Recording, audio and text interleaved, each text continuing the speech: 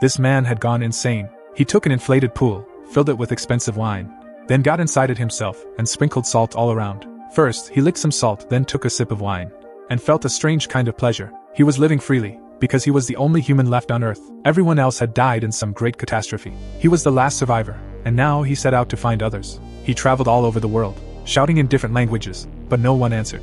He left messages on digital billboards across cities, but in the end, exhausted and hopeless, he returned. His way of living changed completely. Whenever he saw a luxurious mansion, he just moved in. He took ancient masterpieces from museums to decorate his house. He'd go to supermarkets and fill carts with supplies. He drank $1,000 bottles of wine straight from the bottle. To entertain himself, he'd throw things like bowling balls, or even lift cars and hurl them, watching them explode, and somehow, that gave him joy.